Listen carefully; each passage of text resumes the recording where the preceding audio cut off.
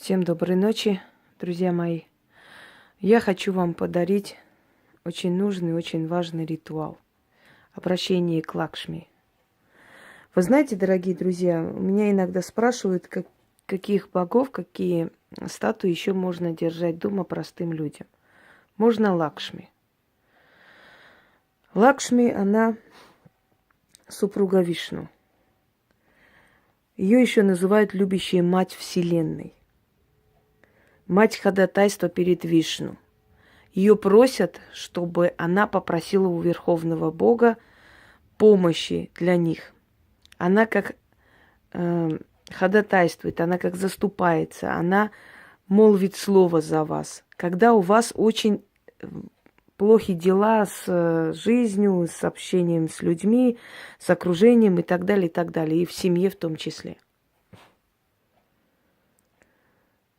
Через Лакшми можно привлечь внимание к космосу, к себе космоса, Вселенной, да, называют высшая сила. Я не люблю это, нет высшей и низкой силы. Сила одна единая. Просто есть верховная сила, вот так правильнее будет, та, которая руководит над всеми. Я уже говорила, что боги в разных культурах называются по-разному, но они выполняют одни и те же функции. Лакшми считается мать изобилия. Ее второе имя Шри, что означает изобилие, а Лакшми вообще переводится как счастье. То есть изобильное счастье. Остров Шри-Ланка что-нибудь говорит вам, посвященное ей? Ей посвящены множество храмов, как верховной, скажем, госпоже, любимице Вишну, которой он отказывать не может. Поэтому, если люди хотели попросить для них каких-то перемен в жизни, какого-то спасения, какого-то необычного такого переворота в их сторону, да, то они просили у Лакшми, чтобы та ходатайствовала, чтобы та замолвила за них словечко. И если вы понравитесь Лакшми, то она за вас попросит вселенскую силу. И тогда ваша жизнь начнет меняться. Но я хочу вам сказать, что хотя ее называют индуистской фортуной, но это далеко не так. Да, она где-то дарующая благо, где-то дарующая деньги, рожденная из золотого лотоса Лакшми, счастье. И считается, что тем, которым покровительствует Лакшми, им не грозит нищета, бедность, трудности и прочее, прочее. Но есть одно но. Лакшми сильна своим супругом. Она сильна Вишну. Она сама по себе не может сделать что-то такое без его согласия. То есть она всецело зависит от своего супруга. И если вы хотите попросить что-либо у Лакшми, да, вы должны попросить ее стать посредником. Стать посредником между вами и силой, которая руководит Вселенной. Даже Кали, которая Парвати, которая Дурга в разных воплощениях, хотя говорят, что Парвати есть сама Лакшми замужем за Шивой. Ну, таких, знаете, разных вариантов множество. Ну, я говорю классические, самые принятые. Даже Парвати, которая Кали и Дурга в одном лице, она более независима от своего мужа, чем Лакшми. Потому что Кали сама решает. Она даже непокорна, я бы сказала. Она сама по себе. И она сама решает, кому помочь, кого наказать. Тут даже Шива ей не указ, который сам иногда побаивается своей волевой жены. А Лакшми – это скромная, любящая, преданная супруга Вишну, которая может стать ходатайкой, да, между вами и высшей силой. Фортуна, она сама по себе, ее функции намного широкие, более весомые, более сильные. Фортуна, она сама судьба. Сама решает. Она одна, она одинока. У нее нет спутника, значит, судьба сама выбирает, кому помочь. Нет у нее указателя сверху, нет у нее контролера, нет у нее того, кого она обожает, ублажает. Она сама по себе. И как любая самодостаточная женщина сама решает, кому помочь, а кому нет. А у Лакшми немножко другие функции. Если вы надеетесь через Лакшми получить постоянное благополучие, множество денег, богатства и так далее, ну, скажем так, посмотрите на Индию. Настолько ли она богато живет? Хотя поклоняется Лакшми, и есть ее храмы на каждом углу. То есть к ней обращаться можно время от времени по определенным делам.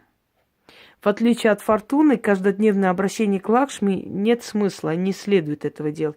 К ней нужно обращаться действительно в такой момент, когда ты через жену хочешь воздействовать на мужа, попросить через нее у Вселенной. То есть ее называют еще любящая Матерь Вселенной.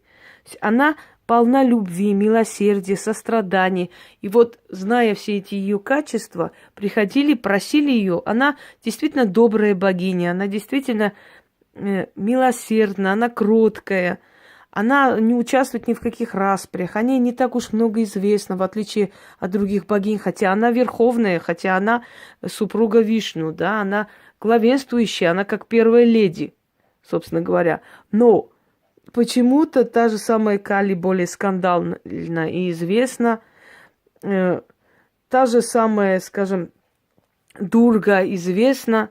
Те остальные боги, которые между собой то сражаются, то делят власть, то еще что-нибудь, они более известны. Демоны пантеона известнее более, чем Лакшми. Лакшми скромно, спокойно ублажает мужа, любит его и, слушая, значит, просьбы людей, приходит к Вишну и просит за этого человека или за того человека. Я думаю, что вы поняли, да, смысл сказанного и в чем это вообще выражается, ее функция. Теперь, если вы хотите перемены, резких перемен, и чтобы сила там обратила на вас внимание и на вашу проблему, вам нужно принести и поставить на ее алтарь черный и белый изюм. Это как знак того, что она между темными и светлыми силами стоит, потому что она и тем делает добро, и тех она чествует, как верховная госпожа. Вам нужны благовония, вам нужна мелочь, поскольку у нее сыпется мелочь из рук, то есть деньги, да, символ монет сыпящихся. И после ритуала, проведенного после обряда, я здесь цветы ставлю. Обычно, когда обращаюсь к индуистским богам, они любят вообще все это вот пестрое, красивое. Либо золотистая ткань должна быть, либо красная ткань. Свеча здесь не обязательно. Главное благовоние. Так вот, вот это все нужно поставить на алтарь, прочитать 3 раза заговор, который я сейчас вам прочитаю. Я прочитаю 1 раз, вам лучше 3 раза. Вот так сделаю. Изюм оставляйте до утра. Утром можно вынести, отдать птицам или в крайнем случае выкинуть, потому что выжимается из них вся энергия, она уже не нужна. Вы можете это выбросить. А деньги оставляются где-нибудь на дороге, прямо на дороге, на той дороге, через которую вы не должны будете пройти в этот день. То есть вы положили, отвернулись и ушли. Больше вы за этот день туда не пройдете. И на этой дороге оставляя, говорить: откупаюсь за счастливую судьбу. Все. И после этого у вас начнутся перемены. Обращаться к ней не так часто, как к Фортуне, не каждый день, потому что Фортуна держит в руках и судьбу, и эгрегор денег, и фарт, и везение, и прочее, прочее. В этом случае вы просите Лакшми помочь вам в этой ситуации, обратить внимание на вас той силой, которая создала, которая, собственно, руководит нашими судьбами. Обрати на меня внимание, посмотри на меня, мне трудно, помоги. Вот к чему это обращение к Лакшми. Итак, да, Можете заодно включить мантру где-нибудь, когда вы читаете вдалеке. Можете включить в честь нее после. Можете окуривать. Можете читать и включать мантру, чередовать. Неважно, как вам удобно. Но это работает и очень сильно. Несмотря на то, что я говорю, что Лакшми, она более скромна в своих функциях, чем даже сама Фортуна, в любом случае Лакшми супруга Верховного Бога. Поэтому не относитесь к ней как к какой-то бедной, такой скромной богине. Она имеет силу, она имеет вес. И ритуалы, обращенные к Лакшми, очень хорошо и сильно работают. Но их нужно делать нечасто. Ну, скажем, смотря, знаете, раз в месяц можно сделать, предположим. В отличие от Фортуны, еще раз говорю, потому что у Фортуны более широкие функции, более большая такая, знаете, значимость и больше у нее ответственности перед человеческой судьбой. В отличие от Лакшми. Лакшми всего лишь просит и дарует, когда Вишну дает добро. Итак, начнем.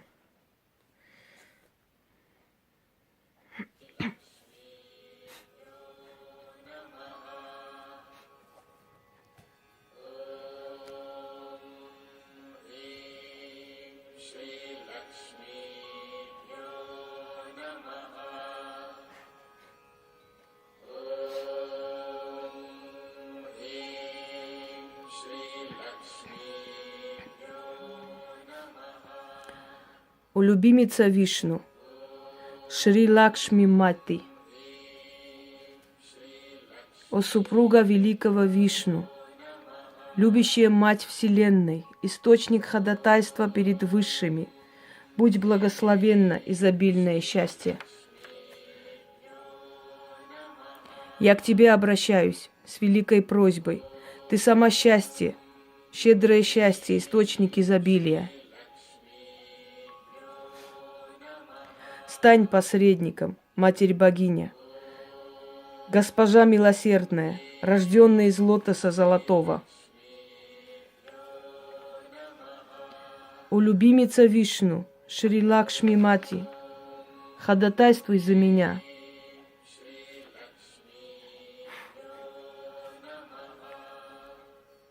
Перед силой вселенской, о Матерь, любящая Вселенную, замолви слово за меня перед силами космоса, попроси подобреть ко мне. О великая Лакшми, открой предо мною врата вселенского изобилия.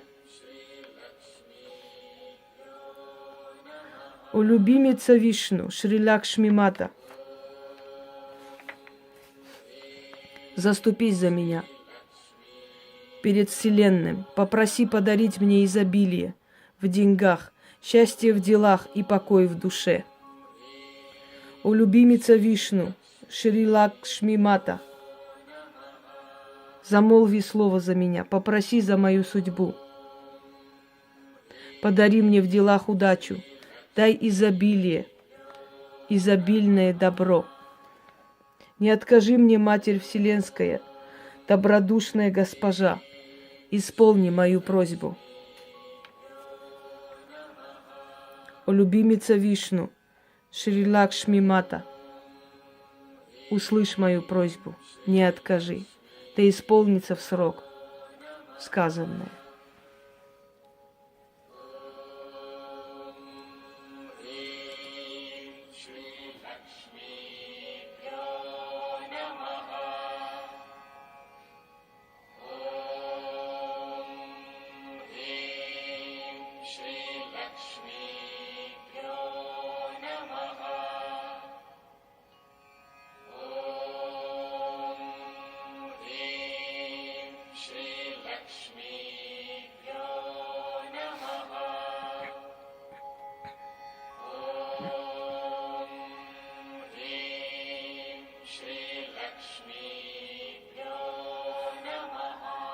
О любимица Вишну, Шри Лакшми Мата, услышь мою просьбу, не откажи,